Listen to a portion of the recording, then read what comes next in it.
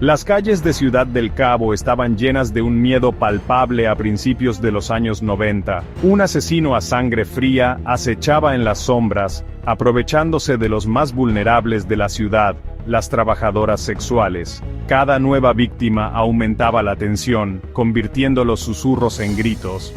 La ciudad que una vez palpitaba de vida ahora temblaba de miedo.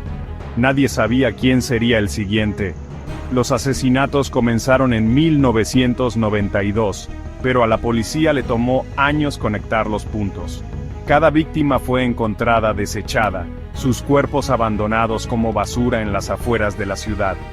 La brutalidad de los asesinatos envió ondas de choque a través de la comunidad.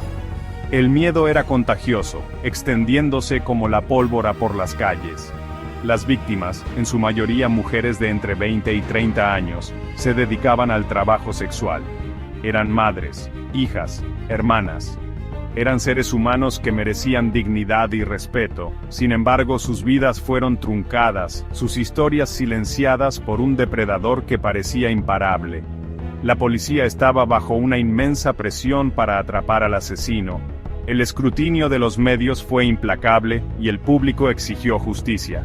Pero la investigación estuvo plagada de contratiempos y callejones sin salida. El asesino era un fantasma, sin dejar rastro.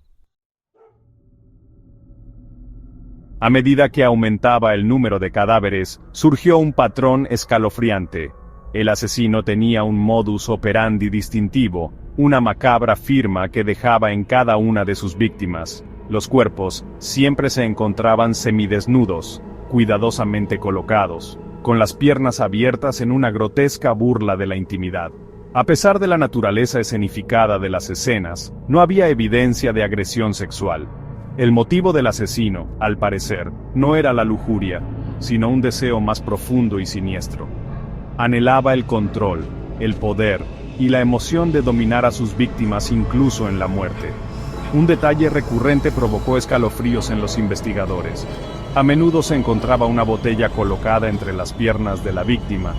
Este extraño comportamiento ritual apuntaba a una mente perturbada, alguien que disfrutaba del sufrimiento de los demás.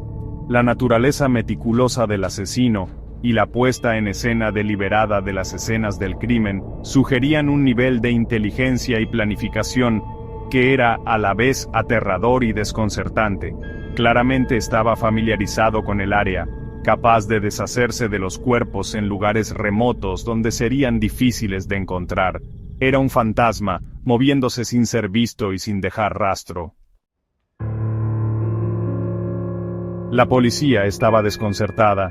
Tenían una serie de asesinatos, un modus operandi claro y, sin embargo, el asesino seguía siendo esquivo. La investigación era como un rompecabezas con piezas faltantes, cada nueva pista conducía a un callejón sin salida. La falta de progreso alimentó la indignación y la desesperación del público. Inicialmente, la policía trató los asesinatos como incidentes aislados. No fue hasta el descubrimiento del cuerpo de Marilyn Persent en septiembre de 1995 que la horrible verdad se hizo evidente. Un asesino en serie acechaba las calles de Ciudad del Cabo. La noticia conmocionó a la ciudad y desató un frenesí mediático. La presión sobre la policía se intensificó. Invirtieron recursos en la investigación, entrevistaron a cientos de personas, persiguieron cada pista, pero el asesino seguía siendo un fantasma. El caso se estaba enfriando rápidamente y las familias de las víctimas estaban perdiendo la esperanza. La policía ofreció una recompensa por información que condujera al arresto y la condena del asesino. El dinero de la recompensa fue un intento desesperado por atraer a alguien, a cualquiera, con información para que se presentara. Pero el asesino había desaparecido sin dejar rastro. Sección 4. Retrato de un monstruo. A medida que la investigación se estancaba, la policía recurrió a perfiladores criminales en busca de ayuda. Esperaban que al comprender la psique del asesino, pudieran predecir su próximo movimiento y llevarlo ante la justicia. Un perfilador en particular, Mickey Pistorius, se dedicó a comprender la mente del asesino de Ciudad del Cabo. Pistorius, el autor de Atrápame un asesino, estudió meticulosamente los archivos del caso, analizando cada detalle de los asesinatos. Desarrolló un escalofriante perfil del asesino, describiéndolo como un hombre blanco, probablemente casado, con una inteligencia superior a la media. Teorizó que el asesino podría ser un hombre de negocios, un abogado o incluso un oficial de policía. Pistorius creía que la planificación meticulosa del asesino y la ausencia de agresión sexual apuntaban a un complejo psicológico profundamente arraigado. Especuló que el asesino podría ser impotente o sufrir de ansiedad por el rendimiento, lo que lo llevó a escenificar las escenas del crimen para cumplir sus fantasías retorcidas. El perfil provocó escalofríos en muchos. El asesino no era un monstruo que acechaba en las sombras, sino alguien que podía integrarse fácilmente en la sociedad. Podría ser un vecino, un colega, un amigo. La comprensión fue a la vez aterradora e inquietante. Sección 5. Falsas esperanzas y confianza destrozada. Un mes después del asesinato de Teresa van der Wind, la víctima más joven, la policía realizó un arresto. George Weir, un hombre sin hogar de Parrow, fue detenido y acusado del asesinato de Francis Celliston. La noticia del arresto trajo una ola de alivio a la aterrorizada comunidad. ¿Podría ser este el avance que habían estado esperando? El caso de la fiscalía se basó en pruebas de huellas dactilares.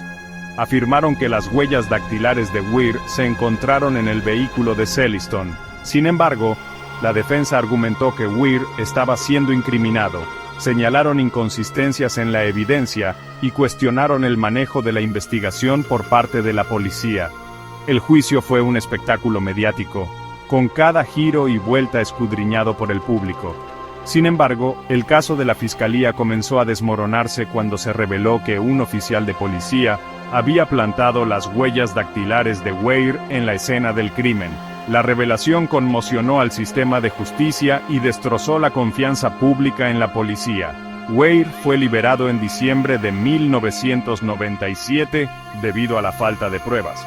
Se convirtió en un símbolo de la desesperación de la policía por resolver el caso, incluso si eso significaba incriminar a un hombre inocente.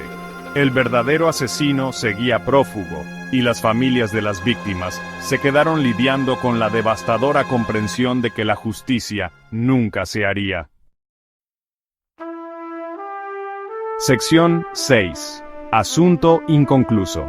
El caso del asesino en serie de Ciudad del Cabo sigue sin resolverse hasta el día de hoy. El asesino, que aterrorizó la ciudad durante años, se desvaneció en el aire, dejando un rastro de preguntas sin respuesta y vidas destrozadas. El caso sirve como un escalofriante recordatorio de la vulnerabilidad de las comunidades marginadas y las fallas sistémicas que a menudo permiten que su sufrimiento pase desapercibido.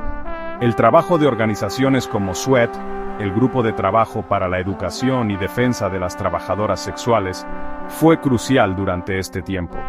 Brindaron apoyo a las trabajadoras sexuales, que vivían con miedo constante, y las ayudaron a navegar por el sistema de justicia, a menudo poco comprensivo.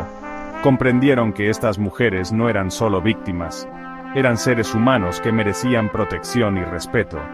El caso también destaca los peligros de los prejuicios sociales. Las víctimas, debido a su profesión, a menudo fueron descartadas y deshumanizadas. Sus asesinatos no provocaron la misma indignación que los de víctimas de entornos más ricos. Este caso, como muchos otros a lo largo de la historia, subraya la urgente necesidad de una sociedad más justa y equitativa, donde todos se sientan seguros y protegidos. El asesino en serie de Ciudad del Cabo puede que nunca sea llevado ante la justicia, pero la lucha por la justicia para sus víctimas continúa. Sus historias deben ser recordadas, sus vidas honradas y sus muertes un recordatorio de que debemos hacerlo mejor. Debemos exigir responsabilidad, desafiar los prejuicios y crear un mundo donde todos, independientemente de su profesión u origen, sean tratados con dignidad y respeto.